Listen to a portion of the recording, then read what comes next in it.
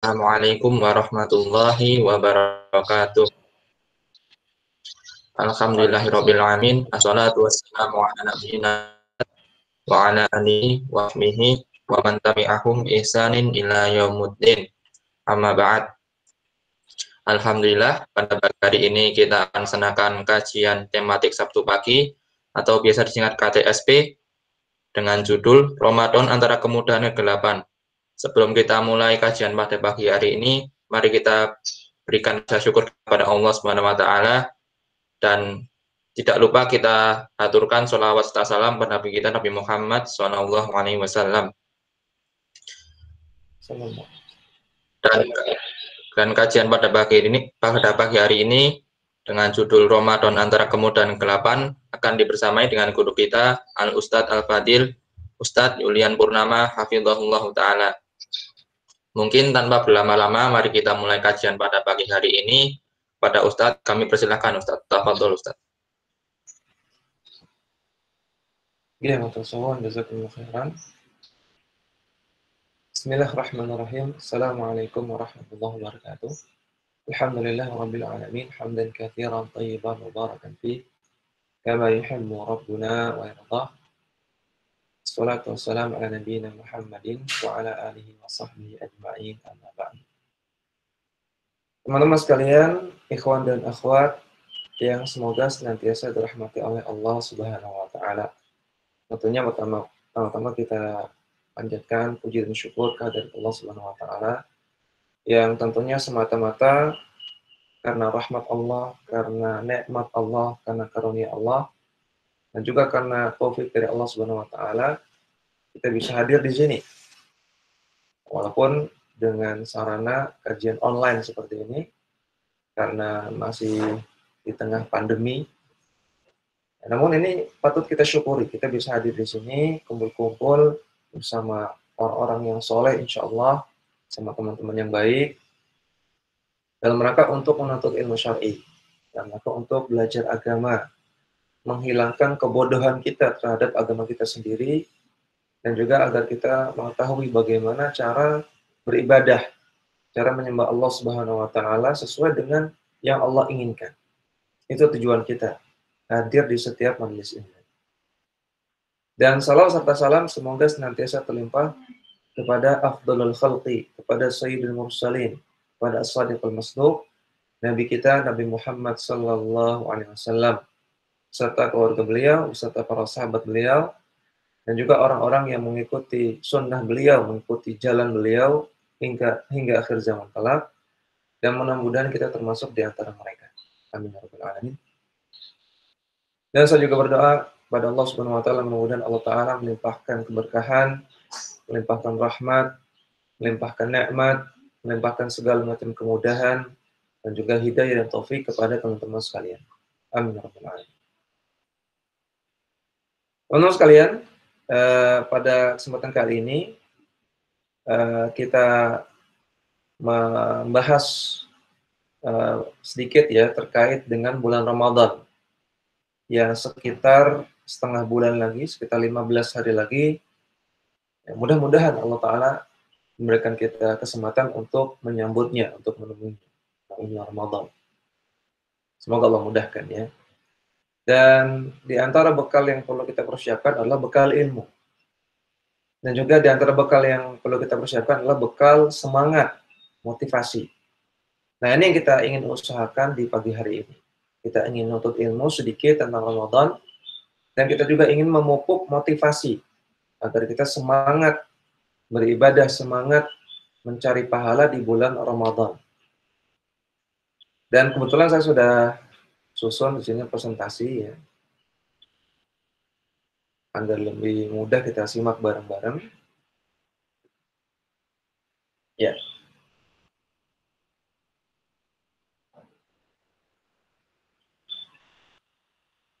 Ya. Silakan teman-teman bisa simak ya di layar. Tadi kalau disampaikan di awal, judul dari panitia Ramadan antara kemudahan dan kegagalan, Mas. Tadi kok Mas Novan kegelapan. Ramadan antara kemudahan dan kegagalan. Tapi saya ubah sedikit, ya, Ramadan antara kemudahan dan kesuksesan, supaya kita lebih apa ya, lebih optimis, supaya kita lebih positive thinking, kita punya semangat yang positif. Mudah-mudahan kita sukses di bulan Ramadan, tidak gagal. Jadi awalnya Ramadan antara kemudahan dan kegagalan, tapi kayaknya lebih bagus Ramadan antara kemudahan dan kesuksesan. Dan yang akan kita bahas pada pagi hari ini itu tentang apa saja sih keutamaan bulan Ramadan. Ya, walaupun ini sudah materi yang mungkin klise, yang sudah diulang-ulang, tapi memang kita butuh mengulang-ulangnya. Karena sering diulang aja kita sering lupa, apalagi kalau jarang diulang. Dan mungkin di antara teman-teman nanti akan mendapatkan beberapa faedah-faedah yang baru yang belum pernah didengar sebelumnya. Dan juga akan kita bahas gimana sih di bulan Ramadan supaya kita mudah dalam beribadah. Supaya kita gampang, kita merasa enak, kita merasa nikmat dalam beribadah, dan juga gimana caranya supaya kita sukses, dan apa indikator sukses melewati bulan Ramadan. Nah, ini yang dimaksud dengan kemudahan dan kesuksesan tersebut. Ya, kita mulai saja.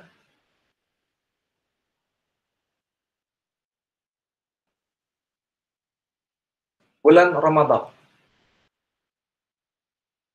Pertama akan sedikit saya bahas tentang nama Ramadan itu sendiri. Ramadan, kata para ulama, ini dari kata-kata romdo. Bisa dilihat di sini, Ramadanu, ini dari kata-kata romdo'u. Kan mirip-mirip ya. Mirip-mirip, romdo, Ramadan. Romdo, Ramadan. Ramda, serap artinya syiddatul harri. Panas yang sangat menyengat. Panas yang sangat panas. Kenapa demikian? Karena biasanya di bulan Ramadan itu ngepas dengan musim panas. Ngepasi musim panas di Jazirah Arab.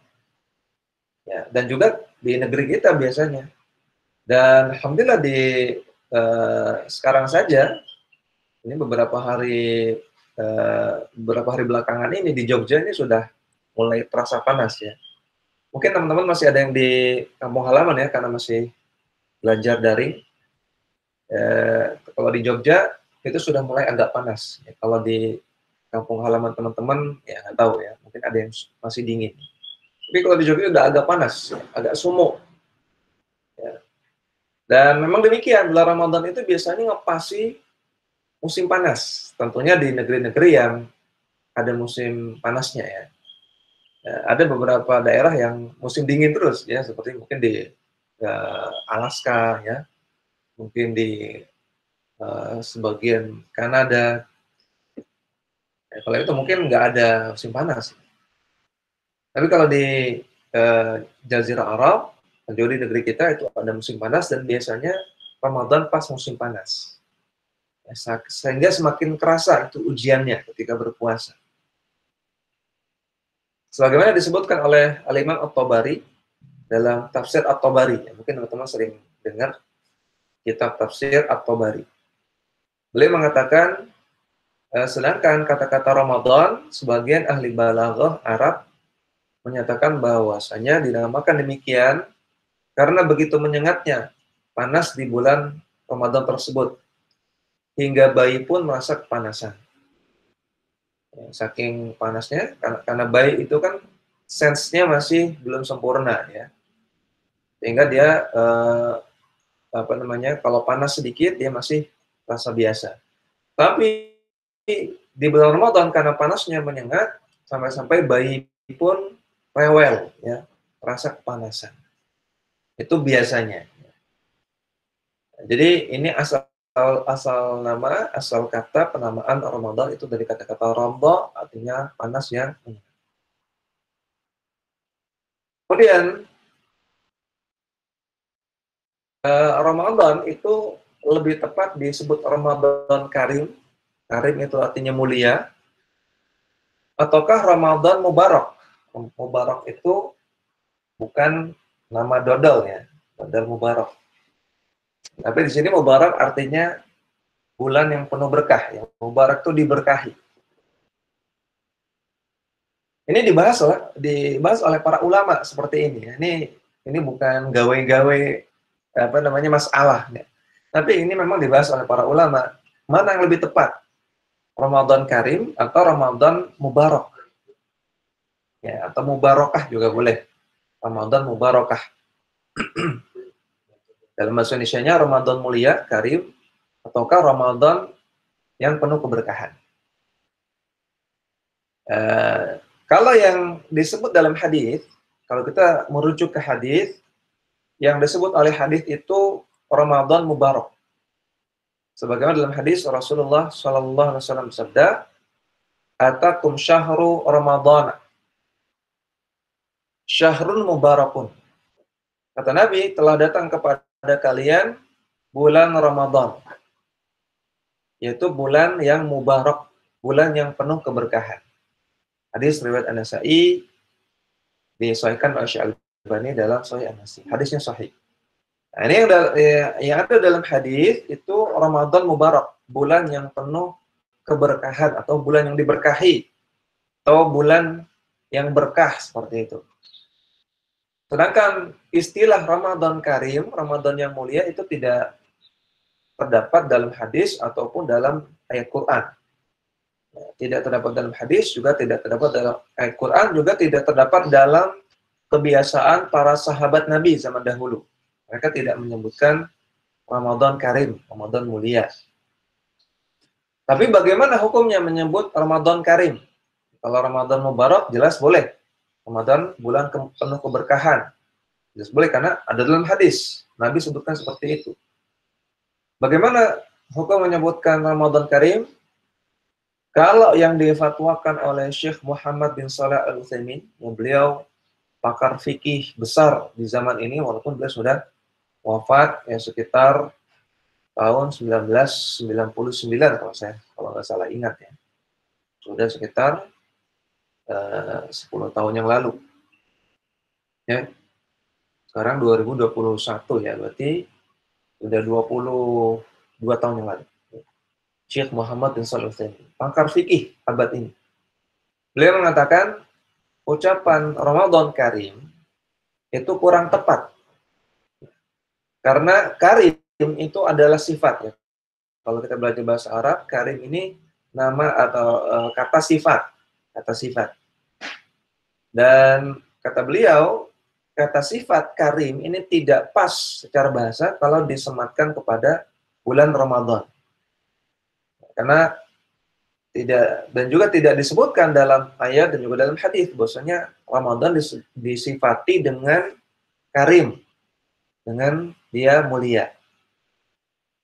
Namun kalau penjelasan Syekh Shalih Al-Utsaimin, hafizahullah taala, beliau masih hidup, ya, ulama di Madinah. Beliau mengatakan Karim itu punya dua makna.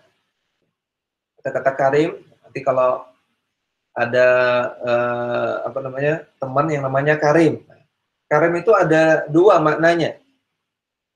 Yang pertama, Karim artinya mukram, artinya dimuliakan, ya, diagungkan seperti itu. Atau secara ringkasnya mulia, Karim itu mulia. Dan juga yang kedua, Karim artinya banyak memberi, ya, banyak bersedekah, ya, dermawan. Dan ini banyak dan ini yang banyak digunakan oleh orang Arab. Ya, misalnya untuk mengatakan temannya dermawan, maka akan mengatakan huwa rajulun karim. Dia adalah orang yang dermawan. Nah, kalau makna yang pertama, Ramadan Karim di sini artinya dimuliakan, diagungkan, maka ini makna yang betul. Karena memang bulan Ramadan bulan yang diagungkan. Buktinya disebutkan dalam Al-Quran. Allah Ta'ala katakan, Syahrul Ramadan alladzi unzila fihi al-Quran.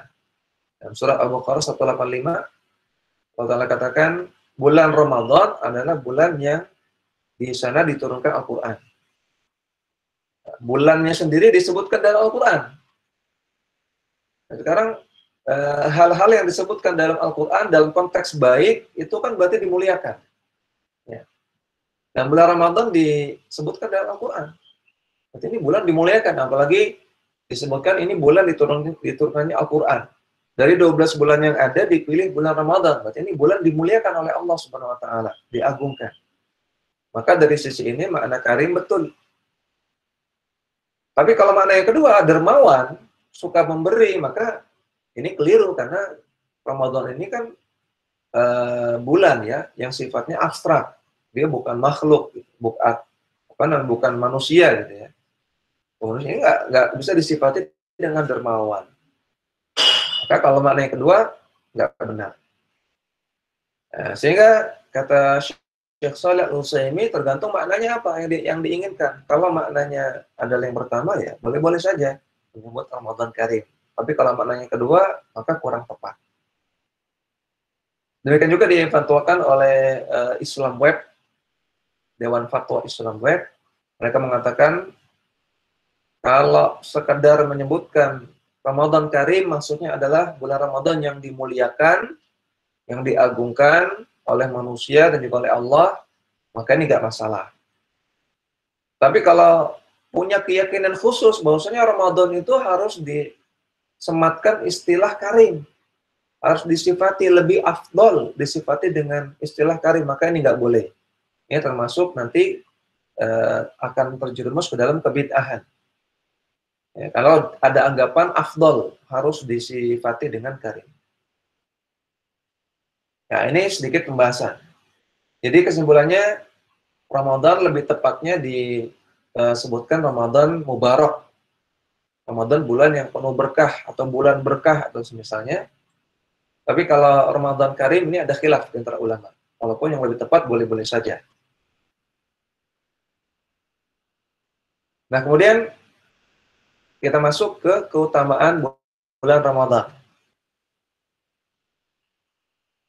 Ini gambar-gambar ini kebetulan makanan semua ya, biar setelah kajiannya jadi lapar.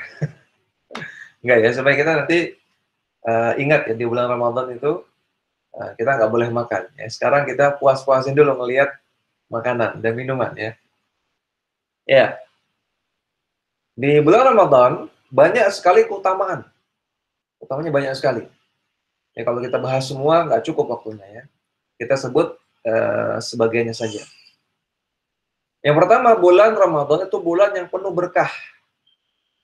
Sebagaimana dalam hadis tadi, saya sebutkan di sini lengkapnya. Rasulullah Shallallahu Alaihi Wasallam bersabda, "Atakum syahru Ramadana syahrun mubarak." Datang kepada kalian bulan Ramadan, bulan yang penuh berkah. Faradallahu alaikum siyamahu. Yang di bulan tersebut Allah Ta'ala mewajibkan kepada kalian untuk puasa. Tuftahu fihi abwabul jannah wa tughlaqu fihi abwabul jahim. Dibuka di sana pintu-pintu surga dan ditutup ketika itu pintu-pintu neraka. Wa tughallu fihi maradatus syayatin. Dan dibelenggu di bulan Ramadan setan-setan yang durhaka. Wa fihi lailatun hiya khairun min alfi syahrin. Dan di bulan Ramadan ada malam yang lebih bagus daripada 1000 bulan. Man harima khairaha faqad hurima. Orang yang tidak bisa mendapatkan kebaikan bulan Ramadan, sungguh dia terhalangi dari banyak kebaikan. Hadis riwayat An-Nasa'i disahihkan oleh Syekh Al-Albani dalam Sahih An-Nasa'i. Ya, yang menjadi syahid, yang menjadi inti pendalilan adalah bahwasanya Nabi katakan, "Atakum Ramadan syahrun mubarak." Datang kepada kalian bulan yang penuh berkah. Maka ini dalil bahwasanya bulan Ramadan itu bulan penuh berkah. Bulan yang di dalamnya banyak sekali keberkahan. Nah, sekarang berkah itu apa sih? Apa makna dari berkah itu? Bulan Ramadan penuh berkah. Berkah itu apa? Ya, berkah itu berkah atau berkat ya, atau barokah ini sama. Berkah, barokah, berkat. Ya, kalau ada yang orang Sunda ya, berkat itu biasanya nasi kotak ya, nasi kotak kalau pulang pengajian, nah itu berkat. Ya, tapi bukan itu ya. Di sini bukan itu berkat. Ya. Berkat kata Imam An-Nawawi, az-ziyadatu wa thubutul khairi wal imta'u bihi. Imam An-Nawawi katakan berkah itu adalah bertambahnya kebaikan, wa thubutul khair, dan langgengnya kebaikan. Langgeng, tetap ada kebaikan tersebut. Wal imta', dan bisa dinikmati. Nah, ini definisi berkah. Berkah itu kebaikan yang langgeng, kemudian bertambah, dan kita merasakan kenikmatan dari kebaikan tersebut.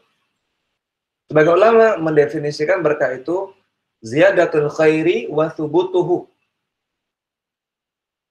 Bertambah terusnya kebaikan dan langgengnya kebaikan. Itu berkah. Contohnya, kalau misalnya jenengan pagi ini sudah sarapan. Sudah sarapan belum? Ayo nih Mbak-mbak, Mas-mas sudah sarapan belum? Kalau belum sarapan, silakan lihat itu gambar makanan ya. Mudah-mudahan kenyang. Ya, kalau misalnya pagi ini sudah sarapan, misalnya sarapannya apa ya? Kalau mahasiswa itu biasanya ya kalau di Pogung ya, nasi, kemudian telur ceplok, ya, kemudian sama es teh. Ya. Soalnya sarapan nasi, telur ceplok, sama es teh. Atau jangan es teh lah ya, yang sehat, teh anget. Ya. Nasi, telur ceplok, sama teh anget. Saya juga dulu mahasiswa ya. Ya seperti itulah sarapannya. Ya jadi sarapan, nasi, telur ceplok, teh anget. Misalnya sarapannya tadi jam berapa ya? Jam 7 lah ya, karena jam 8 ada kajian. Jam 7 sudah sarapan. Nah, sarapan jam 7 ini ternyata dipakai untuk kajian, nanti selain ini dipakai untuk kegiatan, dipakai untuk macam-macam wira-wiri kesana kemari, ngerjain tugas, macam-macam, itu kuat. Ya. Sarapan yang dimakan pagi-pagi itu bikin kuat, menghasilkan kebaikan. Ya tadi, khair, menghasilkan kebaikan, kuatnya badan, semangatnya badan. Dan bertambah terus, wah ternyata sampai siang aja belum lapar. Oh, karena sarapannya itu berkah. Sampai siang belum lapar. Dan masih kuat. Gitu ya. Bahkan sampai sore misalnya. Jadi makanya sehari 2 kali, pagi sama sore. Nah ini sarapannya berkah banget seperti ini. Udah bikin kuat, semangat, dia bisa ngerjakan macam-macam, bisa melakukan banyak kebaikan, kemudian bertambah terus kebaikannya, dan bisa dinikmati, artinya merasa enak aja, nggak kelaparan, nggak sakit, macam-macam, ya, enak. Nah ini namanya sarapannya berkah, sarapannya berkah. Nah kalau sarapan jam 7 pagi, ya, sarapannya pakai rendang, nah, kemudian pakai sate, minumnya taro milkshake, wah ini minumnya agak keren sedikit, ya, milkshake rasa taro. Terus apalagi ya, ada cemilannya pakai buah, wah sarapannya mewah ini, pakai rendang, pakai sate, apalagi ya, nasinya nasi gurih, kemudian minumnya milkshake, ada pakai buahnya juga. Sarapan jam 7 pagi. Tapi ternyata dipakai kegiatan jam 9 sudah ngantuk. Nah, jam 10 sudah lapar lagi. Nah, ini namanya sarapannya kurang berkah. Karena kebaikannya sedikit. Tidak langgeng, tidak bertambah terus. Mungkin sarapannya kurang baca bismillah, ya, atau mungkin sarapannya apa namanya? Ya, perlu dipertanyakan kehalalannya, atau mungkin ada yang bermasalah di sarapannya tersebut, gitu. Sehingga kok nggak berkah. Ini contoh untuk kita memahami konsep berkah itu seperti apa. Tapi kan juga dalam harta, kalau harta kita nggak terlalu banyak, ya ngepas lah. Tapi dengan harta yang ngepas ini, ya nggak terlalu banyak ini, bisa untuk macam-macam, ya, dan kita bisa tetap enjoy, ya, bisa tetap enjoy, keluarga tetap utuh misalnya, tidak ada masalah yang berarti, kuliah lancar, maka harta yang sedikit ini berkah. Ya, semua kebutuhan terpenuhi, tidak ada yang kurang. Ini berkah.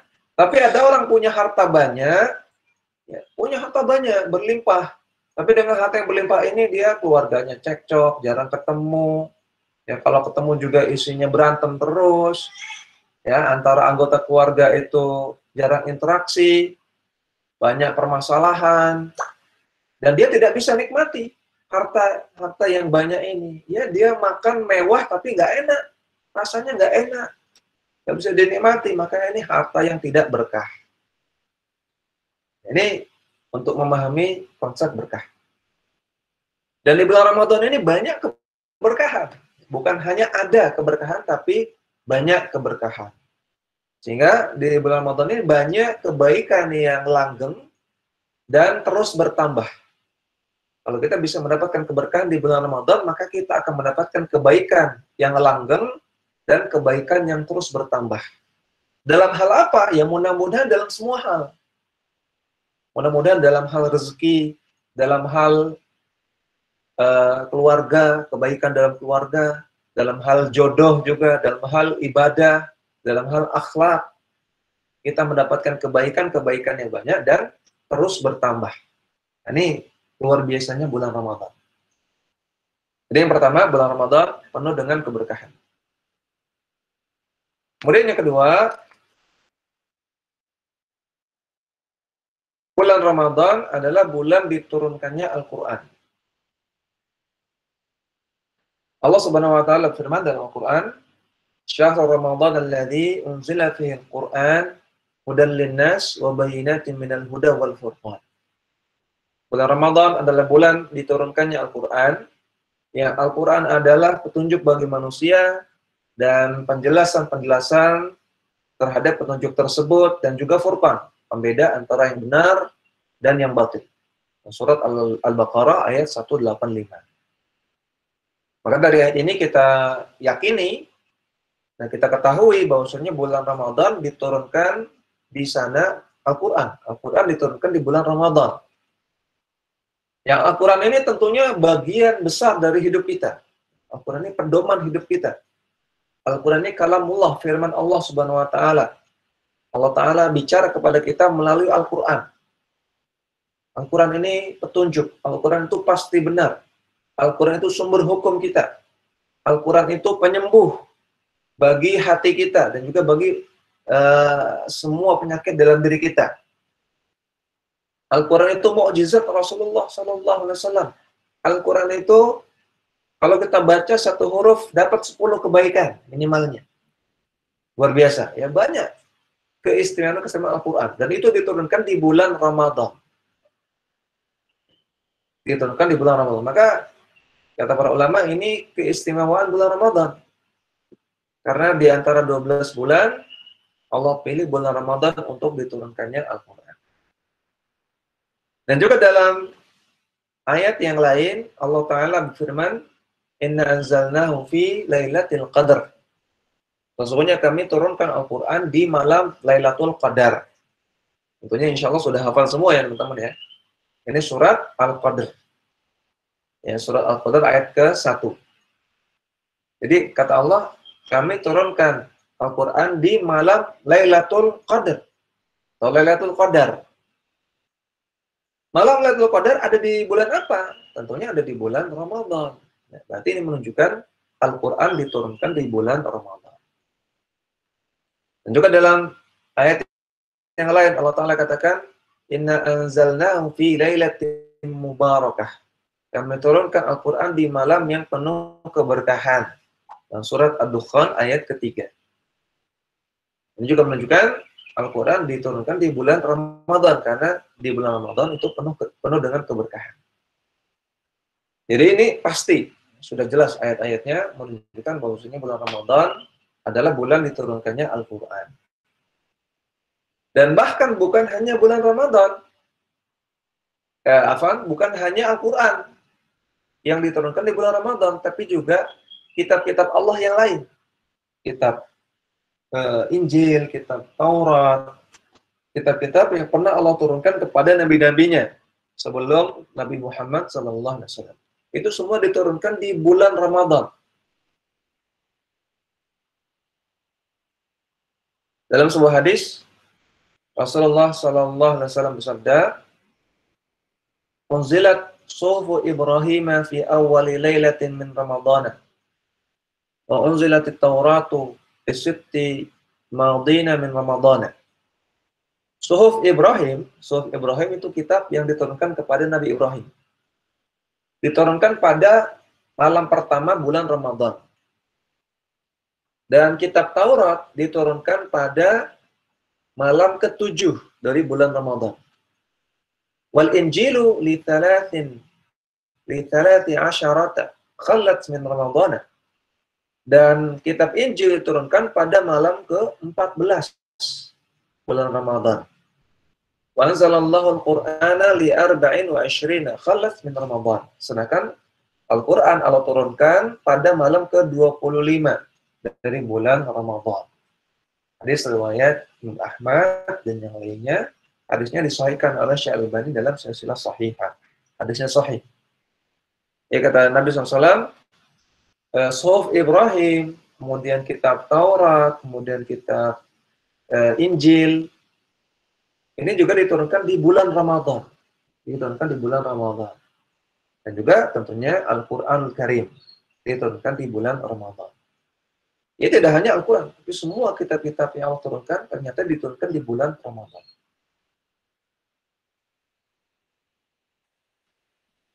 Kalau ada yang tanya, ya Ustadz, bukannya kalender Hijriah itu kan dirumuskan, ya dibuat itu di zaman Umar bin Khattab, ya, penanggalan Hijriah. Kok bisa Al-Quran diturunkan di bulan Ramadan? Kita katakan, penanggalannya iya. Sistem penanggalan Hijriah itu memang diprakarsai, baru dimulai ketika zamannya Umar bin Khattab, Khalifah Umar bin Khattab. Di zaman Nabi belum ada sistem penanggalan. Makanya tidak terlalu jelas peristiwa-peristiwa yang terjadi di zaman-zaman Nabi tentang tanggalnya. Banyak khilaf-khilaf di antara ulama tentang perang Badar di tanggal berapa, kemudian Nabi lahir di tanggal berapa, kemudian perang Khaybar, perang Khandaq tanggal berapa. Ini khilaf karena ketika itu tidak ada penanggalan, ya. Tapi masalah pembagian bulan ini sudah Allah tentukan ketika awal penciptaan langit dan bumi. Dalam sebuah hadis yang sahih, Rasulullah SAW bersabda bahwasanya dalam 1 tahun itu ada 12 bulan. Dan ini sudah ditetapkan oleh Allah Subhanahu wa taala ketika diciptakannya langit dan bumi. Ini secara makna hadisnya demikian. Jadi kalau masalah pembagian 1 tahun dibagi 12 bulan, kemudian bulan-bulannya apa saja, itu sudah Allah tetapkan sejak dahulu. Adapun sistem penanggalan, ya, tanggal 1 tahun 1 Hijriah, 2 Hijriah, nah ini baru di zamannya Umar bin Khattab. Kemudian mungkin ada yang nanya juga, Ustaz, kalau Al-Quran turun di bulan Ramadan, itu gimana maksudnya? Apakah 30 juz langsung di bulan Ramadan? Bukankah Quran itu ada 30 juz, ada 114 surat. Itu gimana kok turun di bulan Ramadan? Bukannya bertahap turunnya? Bulan Ramadan 30 hari, apa 1 hari 1 juz? Atau gimana?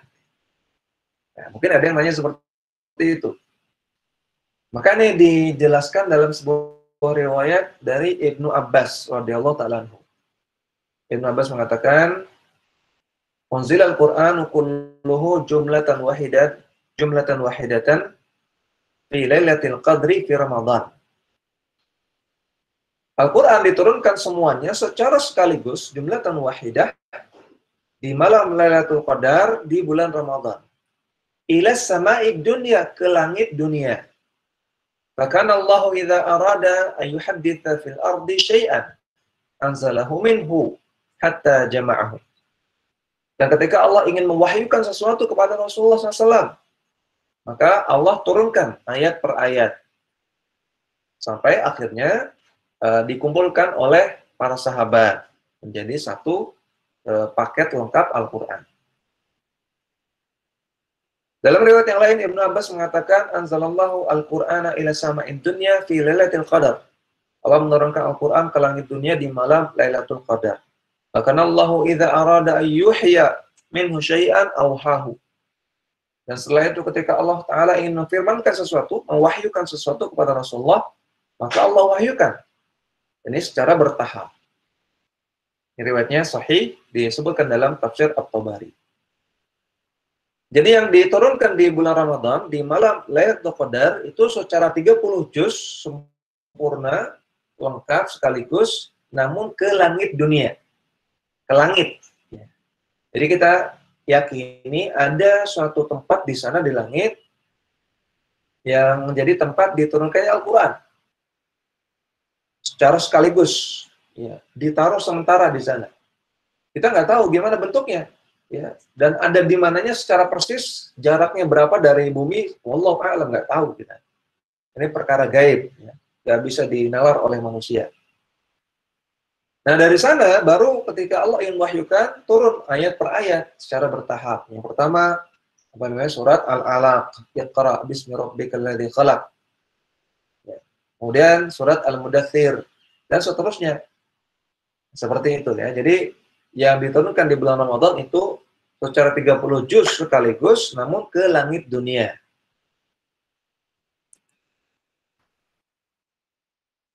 Ya, namun kembali lagi tadi keistimewaan bulan Ramadan adalah dia adalah bulan di mana diturunkan Al-Quran di sana. Makanya bulan Ramadan itu bulan Al-Quran. Ingat para sahabat zaman dahulu, para salafus soleh, para ulama kita terdahulu itu fokus di bulan Ramadan untuk berinteraksi dengan Al-Quran, membaca Quran, ya, tilawah Al-Quran, mempelajari Al-Quran, mentadaburi Al-Quran.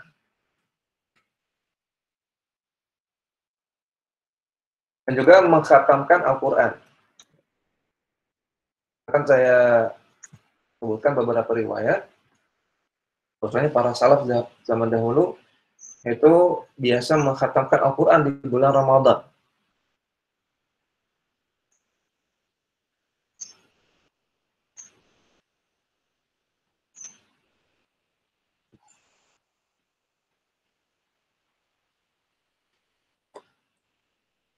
Ya, mengkhatamkan Al-Quran di bulan Ramadan, apakah hukumnya wajib? Jawabannya tidak wajib. Ya. Namun sangat-sangat dianjurkan. Sangat-sangat dianjurkan. Karena Rasulullah SAW sendiri, beliau mengkhatamkan Al-Quran di bulan Ramadan. Kalau kita mengaku pengikut beliau, kalau kita mengaku umat beliau, maka kita teladani beliau. Ketika beliau Rasulullah SAW mengkhatamkan Quran di bulan Ramadan, kita juga berusaha untuk mengkhatamkan. Dalam sebuah hadis dari Abu Hurairah radhiyallahu anhu, anna Jibril kana ya'ridu 'ala Nabi sallallahu alaihi wasallam al-Qur'ana kulla 'amin marratan. Sesungguhnya malaikat Jibril pasti selalu mengulang kembali hafalan Al-Qur'an dari Nabi SAW satu kali dalam setahun, yaitu di bulan Ramadan. Fa'arada 'alaihi marrataini fil 'amil ladzi qubida fihi. Namun malaikat Jibril mengulang hafalan Quran Rasulullah SAW di tahun di mana Rasulullah itu wafat sebanyak 2 kali, mengulangnya 2 kali. Biasanya satu Ramadan sekali saja, tapi di tahun di mana Nabi wafat 2 kali. Hadisnya sahih riwayat Al-Bukhari. Maka Nabi SAW saja mengkhatamkan Quran minimal 1 kali disetorkan kepada malaikat Jibril di bulan Ramadan.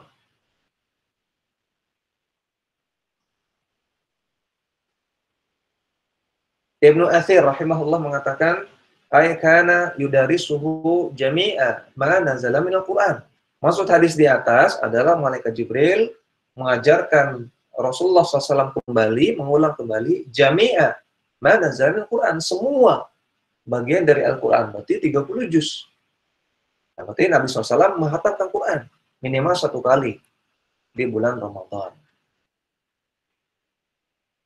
Seorang ulama bernama Ibrahim An-Nakhai, wafatnya pada tahun 96 Hijriah. Tidak jauh dari masa Nabi ya, 96 Hijriah. Beliau mengatakan, "Kana al-aswadu yakhtimul Qur'an fi Ramadan fi kulli lailataini." Al-Aswad bin Yazid An-Nakhai, seorang ulama yang lain. Beliau mengkhatamkan Al-Quran di bulan Ramadan setiap 2 malam. Kemudian ulama yang lain lagi, Qatadah. Karena Qatadah tu yakhtimul Quran fi sab'in. Qatadah bin Di'amah As-Sadusi, wafat tahun 118 Hijriah. Biasa menghatamkan Quran fi sab'atin, setiap 7 hari di bulan Ramadan. Atau ya setiap 7 hari di luar bulan Ramadan. Fa idza jaa Ramadhanu khatama fi kulli thalathin. Ketika datang bulan Ramadan, maka Qatadah menghatamkan Quran setiap 3 hari.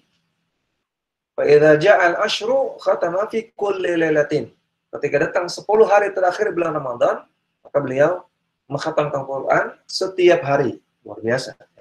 Di luar Ramadan setiap 7 hari, datang Ramadan setiap 3 hari, kemudian 10 hari terakhir setiap hari.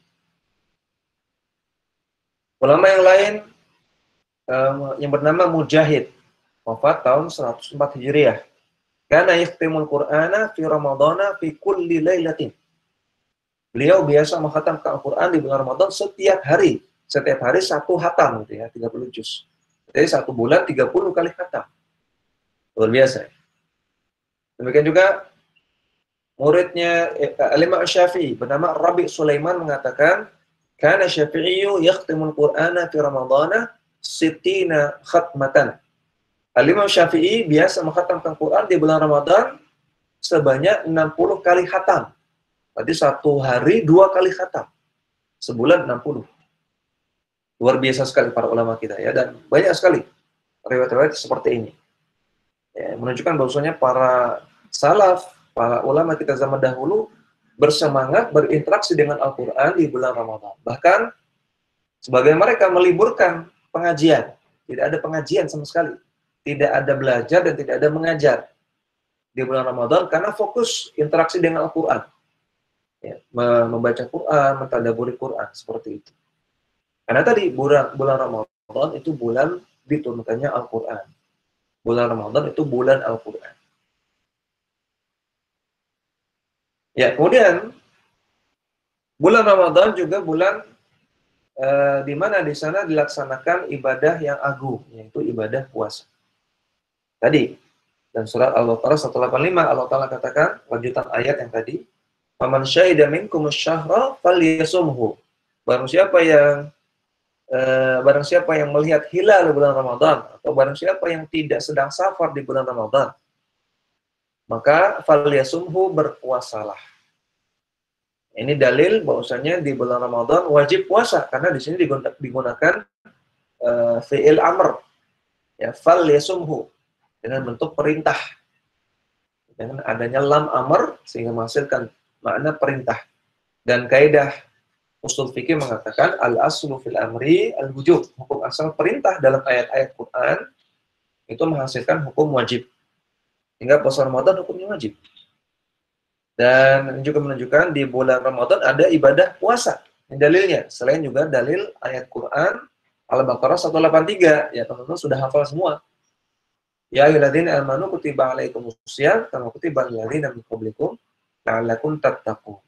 Orang-orang beriman diwajibkan atas kalian untuk berpuasa sebagaimana diwajibkan atas orang-orang sebelum kalian. Orang-orang sebelum umatnya Rasulullah itu pun berpuasa. La'allakum tattaqun, agar kalian bertakwa.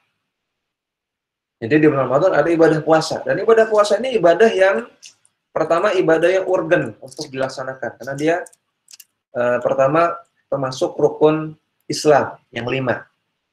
Rukun Islam yang 5, syahadat, sholat, zakat, puasa, haji. Yang nomor 4, puasa. Dan kalau teman-teman perhatikan, tidak semua amalan kebaikan itu masuk rukun Islam. Menyantuni anak yatim, ya, kemudian berbuat baik sama orang tua, berbakti kepada orang tua, berbuat baik sama tetangga, kemudian silaturahmi, berjihad, ya, kemudian apa lagi? Bersedekah. Itu tidak masuk rukun Islam. Nggak masuk rukun Islam. Tapi puasa adalah rukun Islam. Menunjukkan 5 hal yang ada dalam rukun Islam ini urgen sekali, bahaya. Dan salah satunya adalah puasa. Bahkan ada sebagian pendapat, sebagian ulama yang mengatakan kalau satu saja rukun Islam tidak dikerjakan, padahal mampu, ini bisa menggugurkan status keislamannya. Urgen sekali, bahaya. Sampai satu tidak dikerjakan, ini bisa menggugurkan status Islam. Karena namanya rukun Islam. Namanya pendapat yang lemah ya. Jadi kalau ada orang tidak puasa, maka dia dosa besar. Tidak puasa Ramadan dia dosa besar, tapi dia tidak kafir, tidak. Kalau ada orang mampu haji tapi dia nggak haji, maka dia dosa besar, tapi dia tidak keluar dari Islam. Tidak. Dan juga yang kedua, karena puasa itu hukumnya fardu ain, wajib ain, kalau tidak lakukan dosa. Dan juga ibadah puasa ini banyak sekali keutamaannya. Ibadah yang agung. Di bulan Ramadan ada ibadah puasa, dan ibadah puasa ini ibadah yang agung. Ibadah yang banyak sekali pahalanya, banyak sekali keutamaannya, banyak sekali keuntungannya. Dan kalau kita bahas, ini perlu kajian tersendiri ya, tentang hukum puasa, tentang keutamaan puasa, tentang hikmah puasa. Ini panjang kalau kita bahas. Namun intinya, ibadah puasa ini ibadah yang agung. Sebagaimana kata Nabi SAW kepada Abu Umamah Al-Bahili, ya Aba Umamah alaikum bisyam fa'innahu la mithla lahu. Wahai Abu Umamah, hendaknya kamu banyak-banyak berpuasa, karena ibadah puasa itu tidak ada tandingannya. Ibadah yang sangat-sangat agung. Dan itu ada di bulan Ramadan. Kemudian di bulan Ramadan juga terdapat malam Lailatul Qadar. Sebagaimana disebutkan di awal hadis ya. Nabi katakan di hadis An-Nasa'i tadi, wa fihi lailatun khairun min alfi syahrin. Di bulan Ramadan itu terdapat malam yang lebih bagus, lebih baik daripada 1000 bulan. Juga di Al-Quran, inna anzalnahu fi lailatul qadar. Maksudnya kami turunkan Al-Quran di malam Lailatul Qadar. Lailatul Qadri khairu min alfi syahrin. Malam Lailatul Qadar itu lebih bagus daripada 1000 bulan. Dan juga dalam hadis di sini Rasulullah SAW bersabda, taharrau Lailatul Qadari fil ashril awakhiri min Ramadan. Carilah Lailatul Qadar di 10 malam terakhir bulan Ramadan. Hadis sahih riwayat Bukhari Muslim. Maka malam Lailatul Qadar itu ada di bulan Ramadan. Sehingga menambah lagi keutamaan dan kemuliaan bulan Ramadan. Karena ada malam yang mulia, ada malam yang lebih bagus, lebih baik daripada 1000 bulan. Kemudian di bulan Ramadan juga terdapat ampunan dosa-dosa. Ini kita tidak bicara ibadah puasanya ya. Kita tidak bicara ibadah puasanya, tidak bicara baca Qur'annya, tidak bicara sholat tarawih, tidak bicara ibadah-ibadah yang ada di bulan Ramadan, tapi ini bulan Ramadannya sendiri. Di bulan Ramadannya sendiri terdapat ampunan dosa-dosa. Rasulullah SAW bersabda, as-salawatul khamsu wal jum'atu ila jum'ati wa ramadanu ila ramadan mukaffiratun ma bainahunna idza ijtunibal kaba'ira. Salat 5 waktu, antara salat 5 waktu dengan salat 5 waktu selanjutnya, antara Jumat 1 sampai Jumat selanjutnya, antara Ramadan sampai Ramadan selanjutnya, itu ada pengampunan dosa-dosa. Dosa-dosa diampuni. Idza ijtuniba al-kaba'ir. Selama dosa-dosa besar dijauhi. Maka bulan Ramadan sampai bulan Ramadan selanjutnya itu ada pengampunan dosa-dosa. Ya, sekedar kita ketemu Ramadan aja ada pengampunan dosa-dosa, luar biasa. Nah, maka kita selalu berdoa kepada Allah Subhanahu wa taala, Allahumma ballighna Ramadan, ya Allah, sampaikanlah kami ke bulan Ramadan. Sekedar kita sampai ke bulan Ramadan itu sudah merupakan karunia. Ya. Setelah kita bisa sampai ke bulan Ramadan saja, itu sudah karunia tersendiri, karena di sana ada pengampunan dosa-dosa. Ya, namun di sini disebutkan dalam hadis, selama dijauhi dosa-dosa besar. Kenapa demikian? Karena dosa-dosa besar itu hanya diampuni kalau orangnya taubat. Ini bedanya dosa kecil dengan dosa besar. Kalau dosa kecil, itu bisa hilang otomatis. Walaupun jenengan nggak baca istighfar, walaupun jenengan nggak minta maaf kepada Allah, tidak bertobat kepada Allah, itu hilang otomatis. Dengan ketemu bulan Ramadan, dengan melakukan amal soleh, dengan sholat lima waktu, sholat Jumat, sedekah, nolong orang lain, ini menghapuskan dosa-dosa. Kata Allah Subhanahu wa taala, "Innal hasanat yudhibna sayyi'at." Perbuatan-perbuatan baik menghilangkan keburukan-keburukan. Namun ini dosa kecil. Adapun dosa besar itu harus bertaubat. Harus bertaubat, ya Allah, ampuni dosa saya, ya Allah, saya bertaubat. Ya, seperti dosa zina, minum khamr, dosa riba, membunuh orang, mencuri, merampok, korupsi, ya, pakai narkoba juga dosa besar. Ini harus bertobat kepada Allah Subhanahu wa taala. Tidak bisa hilang dengan amalan-amalan saleh. Bagaimana cara taunya ini dosa besar, ini dosa kecil? Nah, ini ada kaidah-kaidahnya ya. Mungkin nanti akan kita bahas pada kajian-kajian yang lain. Ada beberapa kaidah untuk membedakan mana dosa besar, mana dosa kecil. Jadi intinya di bulan Ramadan itu ada pengampunan dosa-dosa. Kemudian di bulan Ramadan pintu surga dibuka dan pintu neraka ditutup. Rasulullah sallallahu alaihi wasallam bersabda, "Idza jaa Ramadhanu futihat abwabul jannah wa ghulqat abwabun nar wa suffidatis syayatin." Ketika datang bulan Ramadan, maka pintu surga dibuka, pintu neraka ditutup, dan dibelenggu setan-setan. Hadis sahih riwayat Bukhari Muslim. Maka di bulan Ramadan, pintu surga dibuka, pintu neraka ditutup. Sebagaimana juga di dalam hadis yang tadi, yang di awal ya, An-Nasa'i sama disebutkan, di bulan Ramadan dibuka pintu surga, ditutup pintu neraka. Nah, sekarang apa maksudnya pintu surga ditutup dan pintu neraka ditutup? Sebelumnya perlu kita ketahui bahwasanya neraka dan surga itu sudah Allah ciptakan. Sudah ada. Barangnya sudah ada. Surga dan neraka itu barangnya sudah ada. Tentang di mananya Allah alam kita nggak tahu ya. Karena ini masalah gaib juga. Tapi sudah Allah ciptakan. Apakah penghuninya sudah ada? Belum ada. Ya, penghuninya belum ada, masih kosong. Maka kita berharap mudah-mudahan kita jadi penghuni surga. Nah, kita minta perlindungan kepada Allah dari neraka. Jadi surga dan neraka itu sudah ada. Maka kata Ibnu Battal, beliau mengatakan ketika menjelaskan hadis ini bahwasanya di bulan Ramadan surga dibuka pintunya dan neraka ditutup pintunya.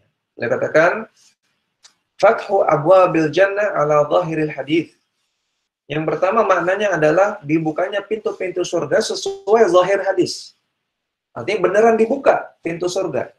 Ketika bulan Ramadan datang, pintu surga beneran dibuka. Ya, karena surga sudah ada, barangnya sudah ada. Adapun mengenai pintunya itu seperti apa, ya, pintunya itu segede apa, kemudian ada pegangannya apa enggak, ada belnya apa enggak ya, misalnya bahan pintunya dari kayu apa dari besi apa. Kita katakan wallahu a'lam, kita nggak tahu. Ya. Dan itu nggak terlalu penting. Ya. Yang penting gimana caranya kita bisa masuk ke situ. Masalah bahannya apa, segede apa, itu nggak terlalu penting buat kita ya. Yang penting kamu masuk surga, berusaha masuk surga. Udah kalau capek-capek mempertanyakan apa bahannya, segede apa, kemudian ada pegangannya apa enggak, tapi nggak masuk surga kan percuma. Jadi makna yang pertama, dibukanya pintu surga, ditutupnya pintu neraka, maknanya benar-benar itu secara hakiki terjadi. Maksudnya pintu surga dibuka, pintu neraka ditutup. Yang kedua kata beliau, alal majaz, ini makna kiasan. Wa yakunul makna fi fathi abwabil jannah ma fatahallahu ala al-ibad fihi minal a'mal al-mustawjib biha al-jannah. Makna yang kedua adalah makna kiasan, makna konotatif. Pintu surga dibuka oleh Allah Subhanahu wa taala, maksudnya Allah membuka kesempatan selebar-lebarnya berupa amalan-amalan yang banyak yang bisa menyebabkan seseorang masuk ke surga. Minas sholati wasyami watilawatil Quran. Contohnya sholat, ya ada sholat wajib, sholat sunnah, sholat tarawih, kemudian juga puasa dan juga membaca Al-Quran. Jadi ini maknanya kedua. Dibukanya amalan-amalan, artinya dilipat gandakannya pahala amalan-amalan, sehingga orang itu dengan melakukan amalan ini bisa masuk surga, menjadi sebab dia masuk surga. Dan juga ini maknanya adalah bahwasanya di bulan Ramadan kita lebih mudah untuk beramal, sehingga kita bisa masuk surga karena amalan tersebut. Di bulan Ramadan kita lebih mudah, lebih semangat dalam beramal, ya enggak? Yang tadinya di luar bulan Ramadan belum pakai jilbab, yang mbak-mbak. Di bulan Ramadan mendadak jilbab. Ya, ini nggak apa-apa, bagus. Ya, jangan dinyinyiri, ya, jangan diecek. Oh, kok mendadak jilbab? Wah, judul film aja mendadak jilbab. Nah, ini jangan dinyinyiri seperti itu. Wah. Justru disemangati. Alhamdulillah, mudah-mudahan awet setelah Ramadan masih berjilbab. Atau mendadak sholat. Nah, tadinya nggak pernah sholat, misalnya bulan Ramadan rajin sholat. Ini bagus. Mendadak sedekah. Tadinya nggak pernah sedekah atau pelit-pelit di bulan Ramadan jor-joran. Karena memang kita buktikan sendiri di bulan Ramadan itu kita lebih semangat untuk beribadah. Dan ini merupakan bentuk dibukanya pintu surga. Sebagaimana disebutkan dalam hadis. Ya, kemudian di bulan Ramadan terdapat pembebasan dari api neraka. Rasulullah sallallahu alaihi wasallam bersabda, "Innallaha fi kulli yaumin wa lailatin utaqa'a minan nari fi syahri Ramadan."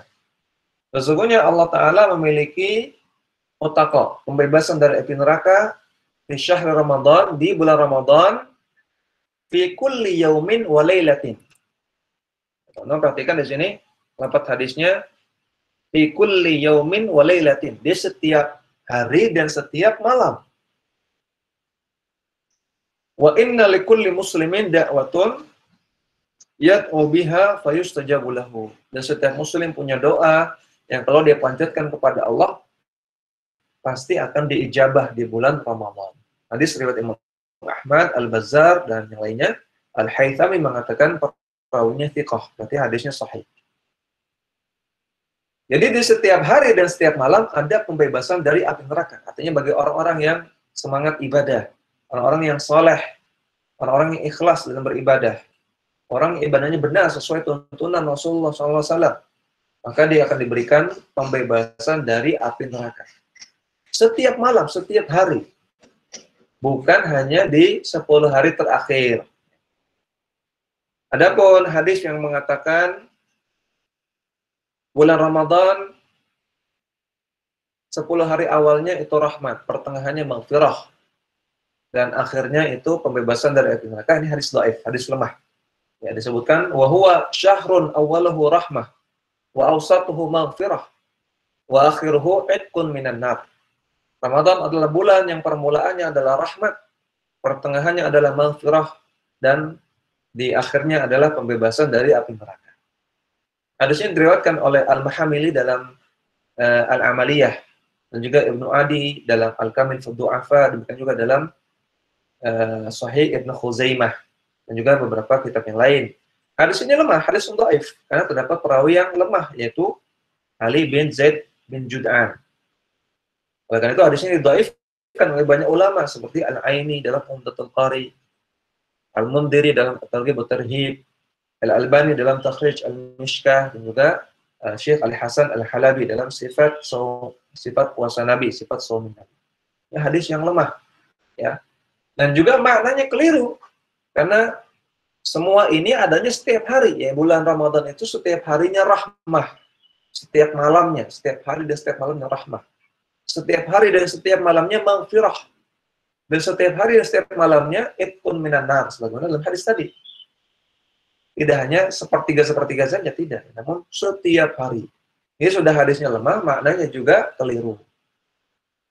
Dan kita nasihatkan agar tidak menyebarkan hadis ini, karena ini hadis lemah, bukan perkataan Nabi. Ya, jangan sampai kita menyebarkan perkataan, kemudian diklaim ini perkataan Nabi, Padahal itu bukan perkataan Nabi Sallallahu Alaihi Wasallam. Karena Nabi SAW bersabda, "Man kadzdzaba alayya muta'ammidan", barang siapa yang berdusta atas namaku dengan sengaja, falyatabawwa maq'adahu minan nar, maka siapkanlah tempat duduknya di api neraka. Waliyadzubillah. Orang yang dusta, menyebarkan perkataan yang bukan perkataan Nabi, namun diklaim ini kata Nabi, akan diancam oleh Nabi SAW dengan api neraka.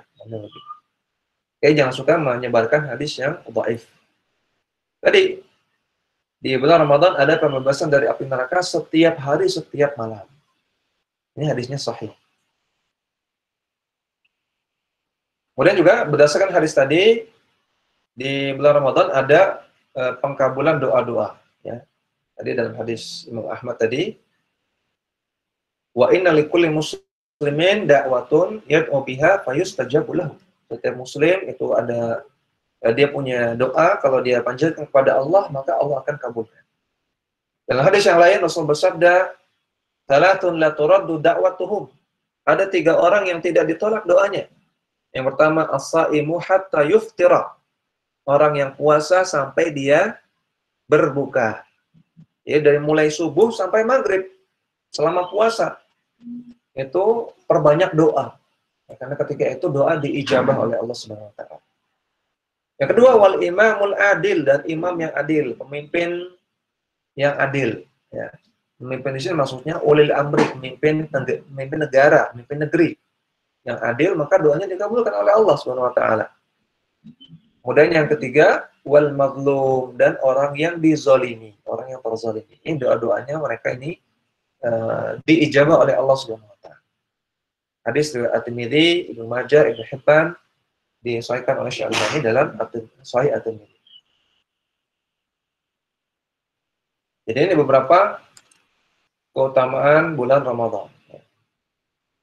Banyak sekali sebetulnya keutamaan yang lain. Dan sedikit kita peringatkan juga, sering disebutkan hadis bahwasanya di bulan Ramadan atau sebelum bulan Ramadan dianjurkan untuk bermaaf-maafan. Ketika menyambut bulan Ramadan dianjurkan untuk bermaaf-maafan. Berdasarkan sebuah hadis yang banyak disebarkan, bahwasanya Rasulullah mengatakan amin, amin, amin. Kemudian sahabat nanya, Rasulullah kenapa bilang amin, amin? Oh, tadi malaikat Jibril datang kepadaku. Kemudian kata malaikat Jibril, sungguh merugi orang yang datang bulan Ramadan, dia tidak minta maaf pada saudaranya. Maka kata Rasulullah, amin. Seperti itu kira-kira ya, lafaz hadis yang banyak disebarkan. Maka setelah saya telusuri hadis seperti ini di kitab-kitab hadis dan juga di perkataan para ulama, di kitab-kitab para ulama, kitab-kitab fikih, saya tidak menemukan hadis seperti ini. Tidak ada hadis yang mengatakan seperti ini. Ya. Bahwasanya kalau datang bulan Ramadan disuruh maaf-maafan. Kalau nggak maaf-maafan nanti rugi. Diaminkan oleh Rasulullah. Ini tidak ada hadis seperti ini. Yang ada hadis yang lain yang lafadznya mirip tapi bukan seperti itu. Yaitu Rasul bersabda, "Inna Jibril atani." Malaikat Jibril datang kepadaku. Faqala man adraka syahra Ramadan falam yughfar lahu fadakhala an-nara fa'abadahu Allah. Faqul amin. Faqultu amin. Malaikat Jibril datang kepadaku kemudian mengatakan, barang siapa yang ketemu bulan Ramadan, namun kok dia tidak mendapatkan ampunan dari Allah Subhanahu wa taala. Kemudian dia malah masuk neraka, maka fa'abadahu Allah, Allah akan tambahkan lebih dalam lagi dia di neraka. Dia masuk neraka ditambahin dalam lagi sama Allah Subhanahu wa taala. Karena orang ini sudah keterlaluan. Sungguh terlalu gitu ya. Kalau kata Bang Oma itu terlalu. Ya. Udah bulan ketemu bulan Ramadan kok nggak bisa dapat ampunan, padahal di bulan Ramadan banyak ampunan. Ya. Tapi ini orang nggak bisa dapat karena dia mungkin malas-malesan, ya, dia malah mungkin nggak puasa atau malah banyak maksiat, sehingga dia nggak dapat apa-apa bulan Ramadan. Ini orang terlalu sekali. Maka Allah akan tambahkan lagi siksaan dia di neraka. Maka kata malaikat Jibril, katakan amin wahai Rasulullah. Maka Nabi pun kultu amin, aku pun mengatakan amin. Ini hadisnya sahih. Riwayat Ibnu Hibban disahihkan oleh Syalbani. Jadi ini hadis yang sahih, ya, bukan mengatakan disuruh minta maaf, disuruh maaf-maafan. Adapun maaf-maafan ini tidak ada, contohnya tidak ada tuntunannya dari Rasulullah SAW. Minta maaf itu segera, bukan nunggu awal Ramadan dan juga bukan nunggu Lebaran, ya. Karena kata Nabi SAW, man lahu madlamatan li akhihi falyatahallal minhu al-yawm. Orang yang punya kezaliman kepada saudaranya, maka segera minta maaf hari ini juga. Al-yawm, kata Nabi, falyatahallal minhu al-yawm. Minta maaf hari ini juga. Sebelum datang hari di mana tidak ada jual beli, tidak ada dinar, tidak ada dirham, kata Nabi. Yang ada hanyalah amalan. Kalau seseorang itu pernah menzalimi orang, maka nanti pahala dia dikirim kepada orang yang dizaliminya tersebut, pahalanya. Hingga habis pahalanya. Kalau pahalanya sudah habis, tapi zalimnya belum lunas, maka dosa-dosa orang yang zalimi akan ditimpakan kepada dia. Waliyadzubillah. Ya. Maka minta maaf jangan nunggu Lebaran, jangan nunggu Ramadan juga. Belum tentu kita sampai Ramadan, belum tentu kita sampai Lebaran. Gimana kalau kita nggak nyampe Lebaran, nggak nyampe Ramadan, ya ternyata kita belum minta maaf, maka nanti tanggung jawabnya di akhirat lebih berat. Mending kita minta maaf sekarang di dunia, apapun konsekuensinya, walaupun agak berat, walaupun harus ini harus itu, ini mending daripada tanggung jawabnya di akhirat. Ini perlu kita ingatkan, ya. Kemudian bagaimana agar kita mudah menjalankan ibadah di bulan Ramadan? Ya, karena di bulan Ramadan tentunya di sana ada ekstra kesulitan, ya, yaitu puasa, ya, ditambah lagi kita memperbanyak ibadah, tambah berat, dan pada haus, lapar, ibadah tambah berat. Tambah lagi sudah dengan orang tua, pengen mudik, gitu ya. Nah, ditambah lagi sudah nunggu-nunggu THR, gitu. Atau juga mungkin banyak tugas dari kuliah. Terus tambah lagi ditanya terus sama teman, kapan nikah, gitu kan, tambah berat lagi kan. Ya nanti setelah Lebaran, tapi nggak tahu Lebaran kapan. Jadi di bulan Ramadan berat. Kita tidak ingkari bahwasanya ada ekstra beban ketika di bulan Ramadan. Nah, gimana sih supaya kita mudah menjalankan ibadah di bulan Ramadan? Terutama bagi generasi Z ini, anak-anak zaman now, yang gaya hidupnya sudah mulai hedonis, gitu ya. Disuruh ibadah berat bagi mereka. Nah, gimana supaya mudah? Yang pertama harus tahu dulu keutamaan bulan Ramadan, ya. Yang tadi kita sudah bahas, ya. Harus tahu keutamaan yang ada di bulan Ramadan. Karena kita kalau tahu keutamaan, maka kita akan semangat. Ya kan? Kenapa teman-teman itu kuliah di UGM? Karena tahu keutamaan UGM. Di kampus yang terbaik, gitu ya. Kemudian kualitas pendidikannya bagus, ya, kemudian banyak menghasilkan lulusan-lulusan alumni-alumni yang berprestasi, kemudian mentereng dengan namanya. Ini kan keutamaan, sehingga teman-teman kan dulu berusaha untuk bisa masuk UGM, semangat, gitu ya, belajar, ikut bimbel, ya, kemudian latihan soal macam-macam. Kalau tahu keutamaan, maka nanti akan timbul semangat. Demikian juga kalau kita tahu keutamaan bulan Ramadan, kita bisa tahu dalilnya juga, maka kita akan semangat, ya, di bulan Ramadan. Kemudian juga yang kedua, kita hendaknya mengetahui keutamaan ibadah puasa.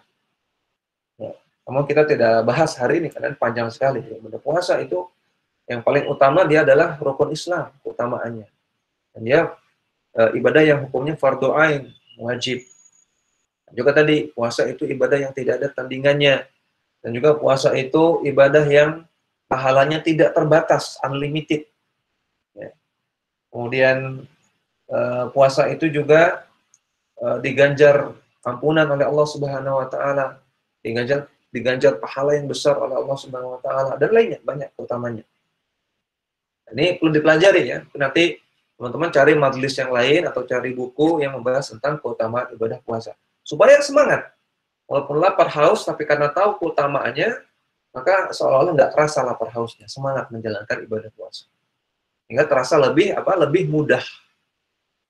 Yang ketiga, ketika menjalankan aktivitas di bulan Ramadan, aktivitas kebaikan-kebaikan, aktivitas ibadah, itu cari teman yang baik. Cari teman yang satu frekuensi ya. Cari teman yang semangat ibadah juga. Cari teman yang semangat dan kebaikan juga. Maka nanti akan ikut semangat. Semuanya akan terasa mudah saja, akan malah nggak kerasa gitu. Kalau kita sama-sama dengan teman. Misalnya ngurus kajian, yang ngurus sahur on the road, ngurus buka puasa, baksos, sumbangan donasi untuk orang nggak mampu, ngurus-ngurus hal ini yang baik-baik di bulan Ramadan, maka menjalankan ibadah di bulan Ramadan nggak akan terasa susah. Ya, dan ini bersama-sama kan, nggak mungkin sendirian, sama-sama bareng-bareng dengan teman-teman yang baik-baik. Mereka juga ibadah, i'tikaf, sholat taraweh, ya sahur bareng dengan teman-teman yang baik-baik, maka nanti nggak akan terasa sulit, akan terasa mudah. Dan ini Rasulullah SAW menasihatkan kepada kita, kata beliau, almar'u ala dini khalilihi, falyandur ahadukum man yukhalil. Seorang itu agamanya dilihat berdasarkan agama temannya. Maka hendaknya kalian lihat dengan siapa kalian berteman. Berteman baik. Jadi kalau berteman baik, kata Nabi, lihat baik-baik, seleksi, selektif. Ya, dengan siapa kalian berteman baik. Teman itu ada dua, ada teman baik, ada teman biasa. Kalau teman biasa bebas. Mau sama orang anak yang kurang baik, ya. Mau sama anak yang bodoh gitu ya, mau sama anak yang rodo rodo embalelo gitu ya, yang urakan, atau bahkan sama non muslim, berteman itu luas, sama siapa saja boleh, selama itu mendatangkan manfaat. Tapi kalau berteman baik itu wajib dengan orang yang baik. Kata Nabi, falyandur ahadukum man yukhalil. Lihatlah dengan seksama kepada siapa kalian berteman baik, dengan siapa kalian berteman baik. Teman baik harus dari kalangan orang-orang soleh, orang-orang baik, bukan ahli maksiat ya, dan juga mohon maaf, bukan dengan non-muslim. Kalau teman baik dari kalangan kaum muslimin, ya, orang bukan hanya muslim, padahal bahkan bukan hanya muslim saja, tapi muslim yang taat, muslim yang soleh. Kalau teman baik, tapi kalau teman biasa, ya bebas. Ya, maka di bulan Ramadan juga demikian. Di bulan Ramadan kita cari teman-teman baik untuk bersama-sama bergaul supaya kebaikan-kebaikan yang kita lakukan di bulan Ramadan nggak kerasa kalau bersama teman-teman. Kemudian yang keempat, sibukkan diri dalam hal-hal yang bermanfaat.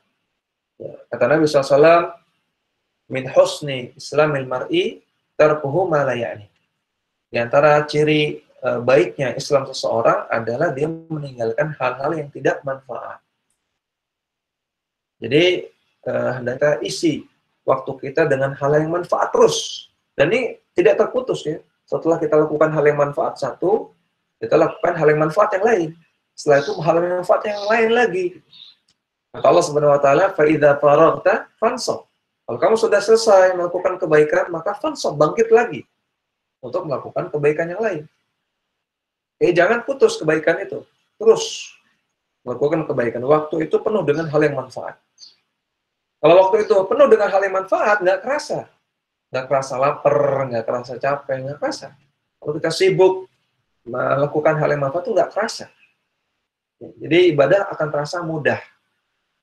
Kita tentunya hal yang manfaat di sini, manfaat untuk akhirat dan juga manfaat untuk dunia. Ya. Mulai dari pagi misalnya setelah sahur, sholat subuh, Kemudian setelah sholat subuh baca Quran. Karena kan kalau di bulan Ramadan ada target tilawah ya tadi seperti sudah kita bahas. Baca Quran sampai terbit fajar misalnya. Setelah itu mandi ya, kemudian siap-siap ke kampus, kuliah. Ya. Kuliah kan kebaikan ya. Habis kuliah kalau ada waktu ya kita baca Quran lagi. Ya, kalau sempat kita ke masjid atau di rumah sholat duha, sholat sunnah. Kemudian mungkin kuliah lagi. Setelah itu mungkin nanti ada kegiatan dengan teman-teman, kegiatan kebaikan di kampus, kegiatan mahasiswa misalnya. Sore, sholat asar, ya sholat zuhur, sholat asar, setelah itu nanti ada kajian misalnya. Kemudian setelah itu buka bersama, taraweh, baca Quran lagi. Ya, kemudian ya pokoknya seperti itu kan, padat kegiatannya dengan hal yang manfaat. Bahkan kita katakan bulan Ramadan itu bulan yang sibuk, bulan yang padat. Kalau di bulan Ramadan itu kita nggak sibuk, pasti ada yang salah dengan kita. Lagi ya, kalau di bulan Ramadan kita kok nggak sibuk, kok banyak lowongnya, banyak nganggurnya, ini pasti ada yang salah dengan kita. Karena harusnya bulan Ramadan itu sibuk, waktu kita padat. Jadi sibukkan diri dalam hal-hal yang manfaat, insya Allah nggak kerasa itu. Bulan Ramadan tahu-tahu udah lebaran ya. Tahu-tahu sudah mau lebaran aja gitu ya, sudah banyak iklan apa namanya ketupat-ketupat ya. Ya, tapi kata pemerintah nggak boleh mudik dulu ya, karena masih untuk mencegah penyebaran pandemi COVID-19. Ya itu, kalau kita sibukkan diri dengan hal yang manfaat, itu akan membuat tidak terasa dan akan membuat ibadah itu mudah. Ini mungkin beberapa tips yang bisa diterapkan supaya kita menjalankan ibadah di bulan Ramadan itu terasa mudah. Dan juga tentunya yang tidak kalah pentingnya, kita banyak-banyak minta tolong kepada Allah Subhanahu wa taala. Di antara doa yang Rasulullah ajarkan, Allahumma a'inni ala dzikrika wa syukrika wa husni ibadatika. Ya Allah, tolonglah aku untuk banyak berzikir kepadamu dan banyak bersyukur kepadamu dan untuk bisa beribadah dengan baik kepadamu. Jadi untuk bisa beribadah dengan baik, kita minta pertolongan Allah. Ya, kan juga supaya kita bisa beribadah di bulan Ramadan dengan mudah, kita banyak-banyak berdoa, banyak-banyak minta tolong kepada Allah. Ya Allah, mudahkanlah saya untuk bisa ibadah secara maksimal di bulan Ramadan. Berilah saya hidayah dan taufik, supaya bisa mendapatkan keberkahan bulan Ramadan. Seperti itu. Kita berharap kepada Allah. Kemudian bagaimana sih indikasi kita sukses melewati bulan Ramadan? Karena tadi kan judulnya Ramadan antara kemudahan dan kesuksesan. Bagaimana di surat Al-Baqarah 183, ya Allah katakan, Ya ayyuhalladzina amanu kutiba alaikumusiyam kama kutiba alal ladzina min qablikum la'allakum tattaqun. Maka tujuan puasa itu la'allakum tattaqun, agar kalian menjadi orang yang bertakwa. Inilah indikasi kesuksesan kita melewati bulan Ramadan. Indikasi kesuksesan kita puasa, yaitu takwa. Apakah kita menjadi orang yang bertakwa atau tidak? Nah, kalau kita menjadi orang yang bertakwa setelah Ramadan, ini menunjukkan kita sukses puasanya. Kita sukses Ramadannya. Kalau setelah Ramadan itu tidak menjadi orang yang bertakwa, maka ini indikasi kita gagal melewati bulan Ramadan dan juga gagal puasanya. Sebagaimana dijelaskan oleh Al-Baghawi dalam tafsir Al-Baghawi, beliau mengatakan, maksudnya mudah-mudahan kalian bertakwa karena sebab puasa. Ya, ini beliau menjelaskan ayat la'allakum tattaqun. Boleh maksudnya mudah-mudahan kalian bertakwa karena sebab puasa. Karena puasa adalah wasilah menuju takwa. Sebab puasa dapat menundukkan hawa nafsu dan mengalahkan syahwat. Sebagian tafsir juga menyatakan maksudnya agar kalian waspada terhadap syahwat yang muncul dari makanan, minuman, dan jihad. Dalam tafsir jalan lain dijelaskan dengan ringkas, maksudnya agar kalian bertakwa dari maksiat, menjauhkan diri dari maksiat. Sebab puasa dapat mengalahkan syahwat yang merupakan sumber maksiat. Artinya, tujuan puasa adalah agar kita menjadi pribadi yang bertakwa. Maka ini adalah indikator utama untuk mengukur kesuksesan kita di bulan Ramadan. Nah, sekarang yang jadi masalah, takwa itu apa? Apa yang maksud dengan takwa? Karena untuk mengetahui kita sukses atau tidak, kan tadi indikasinya takwa. Berarti kita juga harus tahu takwa itu apa. Takwa itu, sebagaimana sudah kita ketahui secara ringkas, takwa itu menjalankan perintah Allah dan menjauhi larangan Allah, itu takwa. Maka setelah Ramadan, kalau kita menjadi orang yang lebih semangat menjalankan perintah Allah dan lebih semangat menjauhi larangan Allah, maka kita sukses. Ramadan kita sukses. Ya, kalau setelah Ramadan kita hijrah, berubah menjadi pribadi yang lebih semangat untuk menjalankan perintah-perintah Allah dan lebih semangat menjauhi larangan Allah, atau dengan kata-kata yang ringkas, lebih semangat serius beragama. Setelah Ramadan lebih serius beragama, lebih serius menjalankan agama, maka ini indikator kesuksesan Ramadan kita. Tapi kalau tidak demikian, setelah Ramadan dengan sebelum Ramadan sama aja, ya cuman mendadak aja, mendadak jilbab, ya setelah itu nggak pakai jilbab lagi. Mendadak sholat, setelah itu nggak sholat lagi. Mendadak sedekah, setelah itu nggak sedekah lagi. Maka ini menunjukkan Ramadan kita belum sukses. Kalau sebelum Ramadan dengan setelah Ramadan masih sama saja, nggak ada perubahan. Nah, jadi takwa itu tadi menjalankan perintah Allah dan menjauhi larangannya. Namun ada definisi takwa yang bagus yang disampaikan oleh Talq bin Habib Al-Anazi rahimahullah. Beliau mengatakan, at-taqwa huwa al-amalu bi ta'atillah ala nurin minallah wa raja'a thawabillahi. Takwa adalah mengamalkan ketaatan kepada Allah, menjalankan perintah Allah dengan cahaya Allah, dengan ilmu, dengan dalil.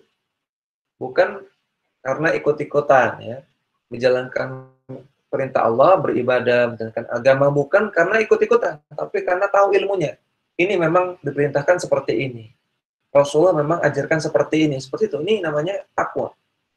Kalau menjalankan agama cuma karena ikut-ikutan, cuma karena euforia saja, cuma karena ini tradisi, atau cuma karena ngikut orang banyak, maka ini bukan takwa.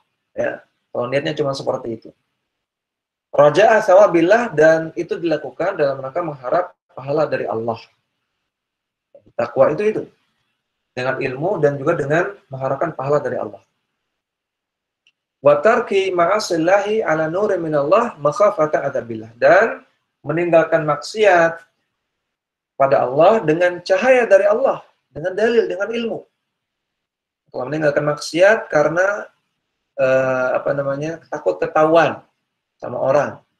Meninggalkan maksiat karena gagal saja, sudah bertekad kuat tapi gagal aja, nggak jadi. Atau meninggalkan maksiat karena teman-teman juga meninggalkan karena ikut-ikutan. Maka ini bukan takwa seperti ini. Ya. Nggak jadi ngombe karena nggak ada temennya. Tadi mau ngombe, mau mabok-mabokan. Tapi kok nggak ada temen nih, nggak jadi ah. Tapi kalau ada temen jadi dia. Nah, ini bukan takwa seperti itu. Kalau dia nggak jadi ngombe karena takut, wah takut saya dosa nanti. Nanti di akhirat saya bertanggungjawabkan ya. Jadi gimana saya bertanggungjawabkan di hadapan Allah, saya ngombe. Nah, kalau seperti ini baru takwa. Maka fatah adzabillah, karena takut kepada azab Allah Subhanahu wa taala. Nah, kalau kita setelah Ramadan menjadi pribadi yang seperti ini, dia menjalankan perintah Allah, menjauhi larangan Allah karena ilmu. Ya, berilmu, karena ada dasar, karena ada tuntunan, bukan karena ikut-ikutan. Dan juga karena mengharap pahala, karena takut kepada murka Allah Subhanahu wa taala, maka ini barulah dikatakan pribadi yang bertakwa. Maka setelah Ramadan jadilah orang yang lebih semangat menerapkan agama dan juga otomatis semangat belajar agama. Karena kan takwa itu harus pakai ilmu. Semangat belajar agama, gimana cara sholat, gimana cara wudhu, gimana cara tayamum, gimana cara bermuamalah, jual beli, bagaimana akidah yang benar, bagaimana tauhid yang benar, bagaimana syirik, bagaimana munafik. Nah, ini banyak yang belum diketahui, banyak yang belum dipelajari. Jadi adanya setelah bulan Ramadan jadi pribadi yang semangat belajar agama. Kemudian juga indikator kita sukses menjalani bulan Ramadan adalah sebagaimana dikatakan oleh para ulama terdahulu. min thawabil hasanati al-hasanatu ba'daha. Di antara balasan dari sebuah kebaikan adalah dia bisa melakukan kebaikan setelahnya.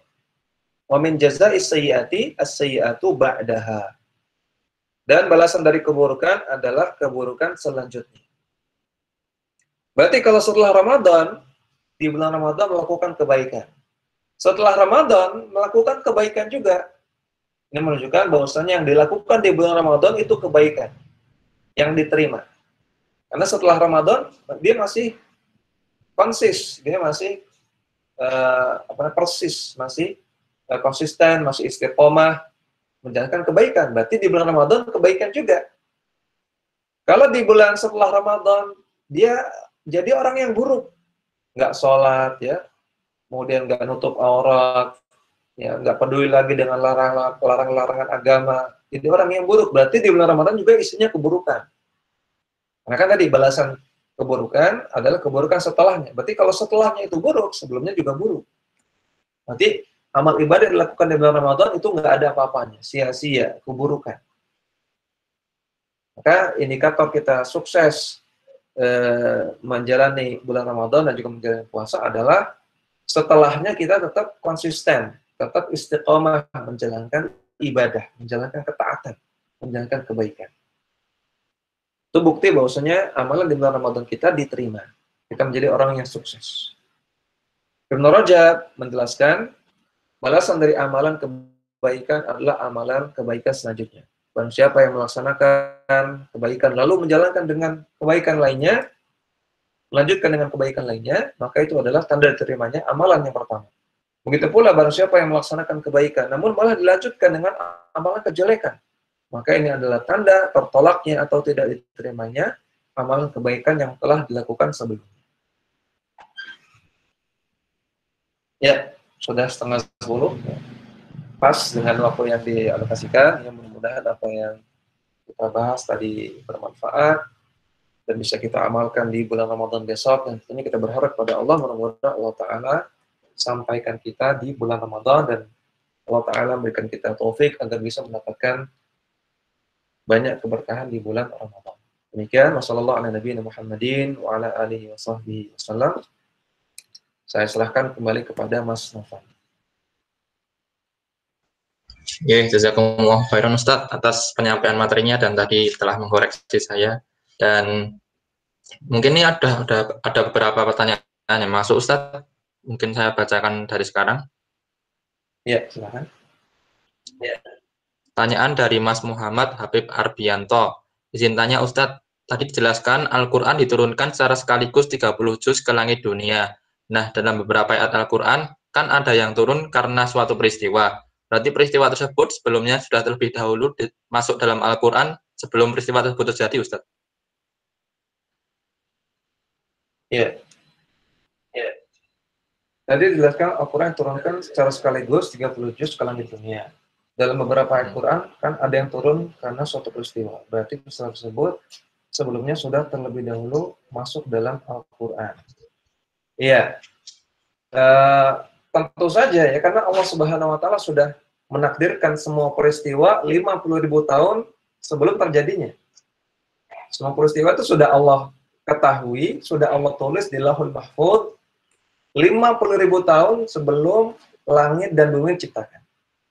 Jadi Allah sudah tahu peristiwa-peristiwa tersebut, peristiwa yang terkait dengan ayat yang akan turun ini. Allah sudah tahu.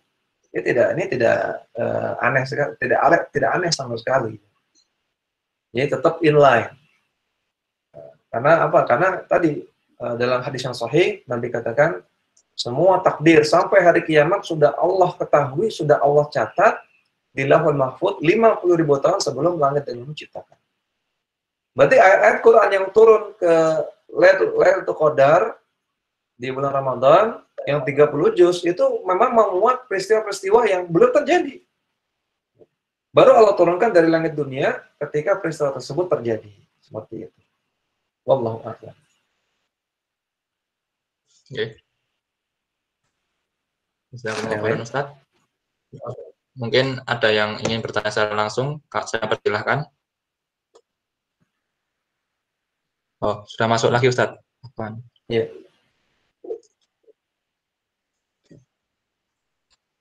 dari Ananda Soleh. Beliau bertanya, Bismillah, bertanya, Ustadz, bagaimana kiat membaca Al-Quran yang benar agar tidak tergolong orang munafik karena dapat hadis sebagai berikut. Hadisnya di chat itu, Ustadz. Iya. Hadis Bukhari Muslim, muttafaqun alaih. Iya. Ini hadisnya sahih ya. Disebutkan bahwasanya orang mukmin itu seperti buah utrojah. Rasanya enak, wanginya enak. Sedangkan orang munafik itu seperti buah raihanah. Yang wanginya enak tapi rasanya nggak enak. Maka ini jelas sekali maknanya bahwasanya orang mukmin itu secara zahir kelihatannya bagus ya. Dan secara batin juga bagus. Artinya dia secara zahir menampakkan keislaman. Dia kalau yang akhwat itu pakai jilbab ya, berhijab syar'i, menutup aurat. Laki-laki misalnya pakai pecis, pakai baju koko, secara zahir bagus. Dan juga hatinya bagus. Hatinya dia bertauhid kepada Allah, tidak berbuat syirik, tidak menyembah selain Allah, tidak pakai jimat, tidak baca zodiak, tidak percaya ramalan. Dan juga hatinya berharap kepada Allah semata, bertawakal kepada Allah, hanya mengharap pahala dari Allah, mengharap ampunan dari Allah Subhanahu wa taala, tidak ria, hatinya bagus. Dia taat kepada Allah, taat kepada Rasulullah. Maka luar dalam bagus seperti buah utrujah tadi. Dan makanya juga dalam baca Quran, dia baca Quran, ini kan membaca Quran, amalan baca Quran ini kan zahir, kedengaran sama orang, kelihatan sama orang. Walaupun yang paling utama kita berusaha sembunyikan. Sebagaimana kata Abdullah bin Mubarak, ukhtum hasanatak kama takhtum sayyi'atak. Hendaknya sembunyikanlah kebaikan-kebaikan kamu sebagaimana engkau menyembunyikan keburukan-keburukan kamu. Kalau kita banyak keburukan, kita sembunyikan. Ya kan? Kita berusaha nggak ketahuan. Maka demikian juga kita melakukan amal kebaikan, baca Quran, hendaknya jangan ditambah-tambahkan. Ya, kata Rasulullah SAW, Inna Allah yuhibbu an abda at-taqi al-ghani al-khafi. Sesungguhnya Allah Ta'ala mencintai seorang hamba yang taqi, bertakwa, menjalankan ketaatan, menjauhi larangan. Ghani di sini bukan kaya raya. Ghani ini tidak suka minta-minta. Yang ketiga, khafi, menyembunyikan amalannya. Allah suka hamba yang menyembunyikan amal. Maka baca Quran, walaupun dia amalan zahir, kita berusaha sembunyikan. Tapi dia amalan zahir, kelihatan. Nah, baca Quran jangan sekedar jadi amalan zahir. Namun hendaknya Quran itu masuk ke hati, ditadabburi, dan juga diamalkan isinya. Orang munafik itu baca Quran sekedar zahir saja. Dan dia, orang munafik itu suka riya. Ya. Yura'una, kata Allah Subhanahu wa taala dalam Quran, yura'unas, ya. Orang-orang munafik itu suka riya kepada manusia ketika beribadah. Yura'unan nas, mereka suka riya kepada orang-orang. Setiap melakukan amalan ibadah, orang munafik itu tampakkan, diperlihatkan, sholat diperlihatkan, kemudian baca Quran diperlihatkan. Makanya orang munafik itu malas sholat isya sama sholat subuh, ya, karena di zaman Nabi tidak ada penerangan, ya, nggak ada listrik, ya, nggak ada genset, ya, gelap. Jadi orang munafik kalau nggak datang sholat isya, nggak datang sholat subuh, nggak ada yang tahu. Tapi kalau sholat zuhur, sholat asar, sholat maghrib masih kelihatan, jadi mereka datang ke masjid. Itu sifat orang munafik, suka riya. Maka orang munafik itu baca Quran sekedar untuk riya saja, supaya kelihatan dibaca Quran. Tapi dia sama sekali tidak ada niatan ingin melaksanakan isinya, dan sama sekali tidak ada niatan ingin mentadabburi Al-Quran. Maka Al-Quran itu jangan sekedar dibaca saja, dan juga jangan meriak dengan baca. Tapi kita juga berusaha mengamalkan, dan itu intinya. Al-Quran itu dibaca untuk diamalkan, untuk ditadabburi. Bukan sekedar untuk dibaca. Jadi berusaha. Kalau misalnya tidak paham, maka harus belajar. Dan mengamalkan, memahami Al-Quran itu tidak cukup dengan membaca terjemah. Masih kurang sekali. Walaupun sedikit bisa kita pahami, tapi masih kurang sekali. Untuk bisa paham Al-Quran, kita perlu belajar secara bertahap, pelan-pelan. Ya, di majelis ilmu yang bahas tentang tafsir Quran, yang bahas tentang fikih, yang bahas tentang akidah, kan semuanya ada Qurannya. Fikih dari Al-Quran, akidah juga dari Al-Quran. Maka dengan kita hadir di majelis ilmu, kita akan paham sedikit demi sedikit tentang makna Al-Quran, kemudian baru bisa kita amalkan. Jadi supaya kita tidak munafik tadi, caranya kita baca, dan terus kita berusaha untuk mempelajarinya dan kita amalkan apa yang kita ilmu. Kemudian mungkin ada yang bertanya di bulan Ramadan, lebih utama mana membaca Quran ataukah mentadaburi Al-Quran? Lebih utama mana baca Quran ataukah mentadaburi Al-Quran? Maka dijelaskan oleh Syekh Sulaiman Ar-Ruhaili, hafizahullah ta'ala, seorang ulama di Madinah, ya. Beliau katakan asalnya kaidah yang diterapkan dalam masalah ini adalah al-jam'u afdalu minat tarjih ma'amkana. Menggabungkan dua kebaikan itu lebih utama daripada milih salah satu selama masih memungkinkan. Membaca Quran dan mentadaburi Quran, dua-duanya kebaikan. Lebih bagus kita gabungkan. Baca juga, tadabur juga, seperti itu. Selama masih memungkinkan dua-duanya, jangan dipilih salah satu. Tapi sebagian ulama juga menjelaskan, bagi orang yang berilmu, bagi orang yang paham Quran, dia baca ayat langsung paham, oh ini maknanya ini. Dia paham tafsirnya, dia paham fikihnya. Maka yang paling bagus buat dia adalah membaca. Hanya tadi, Imam Syafi'i 1 bulan 60, ya, 60 kali hatam. 1 hari 2 kali hatam. Karena beliau paham makna Quran. Ya sambil baca, sambil beliau paham tadabbur. Karena beliau paham, sekali baca, itu sudah terbesit, sudah dalam benaknya sudah muncul semua tafsirnya, semua maknanya. Karena dia orang berilmu. Bagi orang yang nggak paham, dia taunya baca saja, nggak tahu maknanya, maka yang lebih utama adalah tadabbur. Ini penjelasan sebagian ulama. Orang berilmu lebih utama baca. Orang nggak berilmu lebih utama tadabbur. Namun tadi ya, tetap kita gabungkan dengan baca. Jadi kita semua orang nggak berilmu, saya juga orang jahil, nggak berilmu, masih perlu banyak belajar. Maka bagi kita, jangan lupa untuk tadabbur, berusaha untuk mentadabbur ini maknanya apa. Tapi juga jangan meninggalkan baca juga tetap. Kita gabungkan baca dan tadabbur.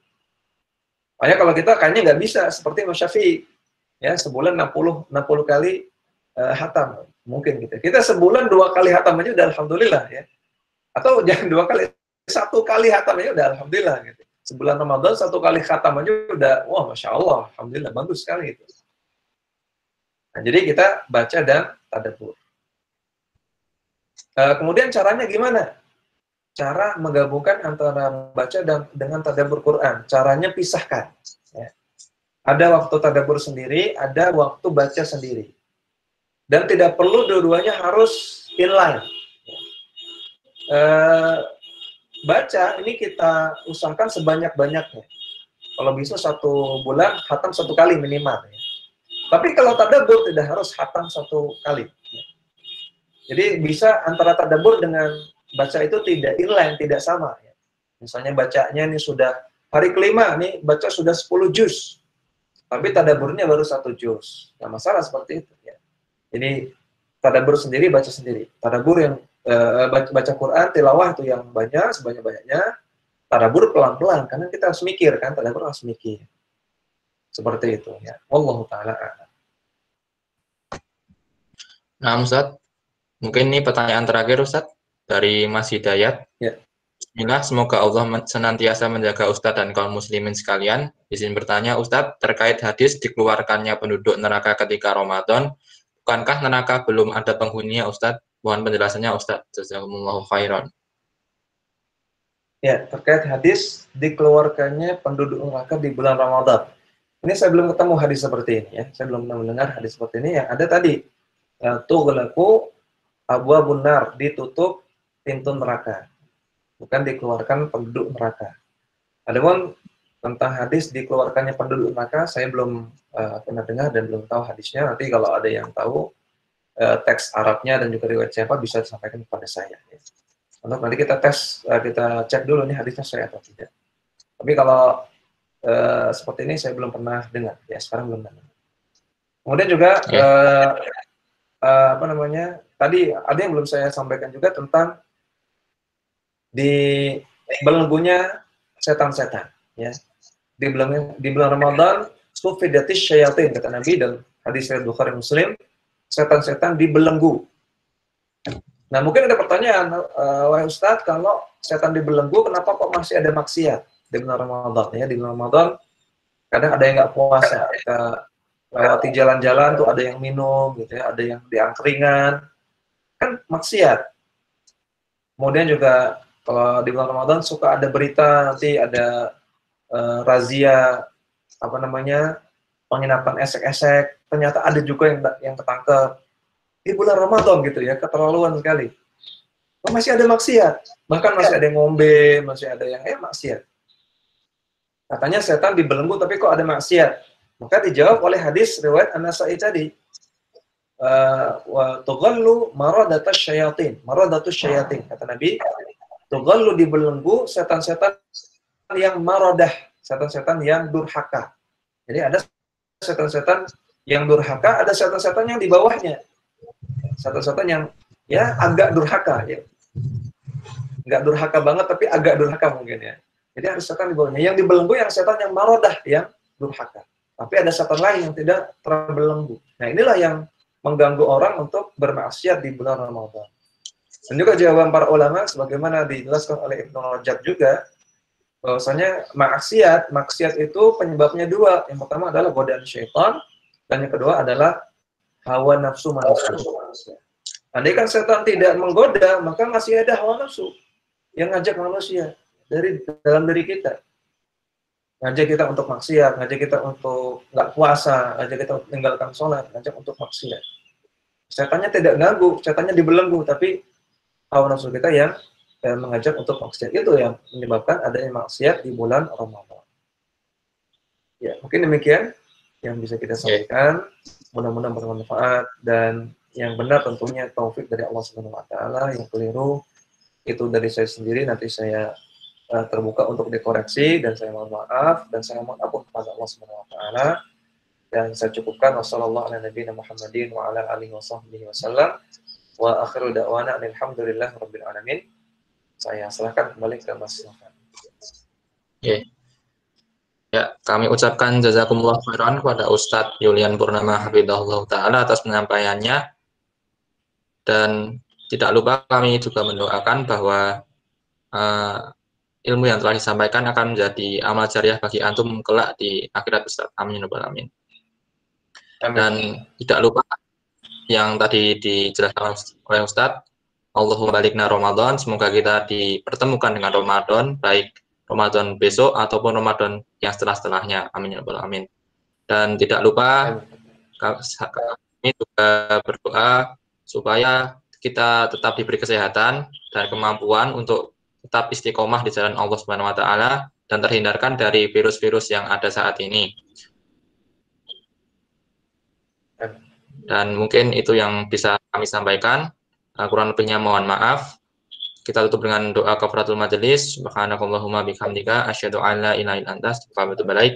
Assalamualaikum warahmatullahi wabarakatuh. Jazakumullah khairan Ustaz. Waalaikumsalam. Jazakumullah khairan. Saya pamit ya. Assalamualaikum. Waalaikumsalam warahmatullahi wabarakatuh.